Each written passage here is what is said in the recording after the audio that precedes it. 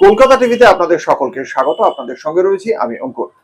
আপনারা সকলেই জানেন আজ সকালে নেপালের যে কোশি অববাহিকা রয়েছে সেখানে হঠাৎ করেই হরপাবানে জলের তোড় আসে এবং সেখানে বিশাল প্রায় বাঁধ ভেঙে যাওয়ার জোগাড় হয়েছে। বেশ কয়েকজনের এখনো পর্যন্ত নিখোঁজ।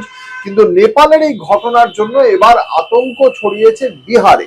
নেপালের যে কোশি ভোটে কোশি যে নদীতে এই প্রবল হরপাবান এসেছিল, সেই কোশির একটি অববাহিকা থেকে আবার সেই জলই এসে মিশছে বিহারের গন্ডক নদীতে, এবং এবার গন্ডক নদীতে তার কোনো প্রভাব পড়বে কিনা তা নিয়ে প্রশ্ন। সে কারণেই বিহারের রাজ্য প্রশাসনের পক্ষ থেকে বিপর্যয় মোকাবিলা দপ্তর সহ সংশ্লিষ্ট সমস্ত দপ্তরকে এ বিষয়ে সতর্ক করা হয়েছে। এ বিষয়ে বিহারের যিনি মুখ্য সচিব রয়েছেন ইতিমধ্যেই একটি বৈঠক করেছেন। এর মধ্যে বিপর্যয় মোকাবিলা দপ্তরের শীর্ষ আধিকারিকরাও ছিলেন।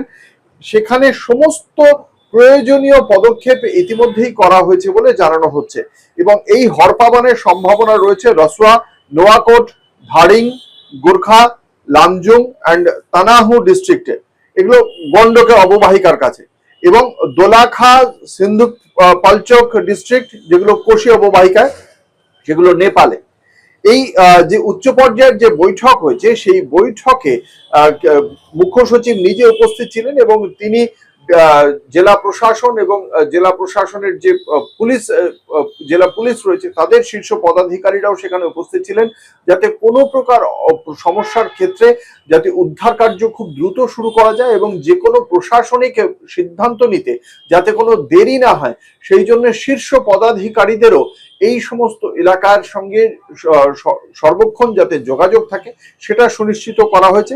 এবং এই সার্বিক যে পরিস্থিতি পর্যালোচনা করা হয়েছে তাতে যেটা বলা হয়েছে শেষ পর্যন্ত যে যা যা পদক্ষেপ করা হয়েছে তার ফলে যদি কোনো ঘটনা ঘটেও, যদি হঠাৎ করে নদীতে কোনো সমস্যা বা হরপাবান আসেও, তাহলে সেই সমস্ত এলাকার নিকটবর্তী যে সমস্ত মানুষজন রয়েছেন তাদের যাতে দ্রুত সরিয়ে নেওয়া যায়।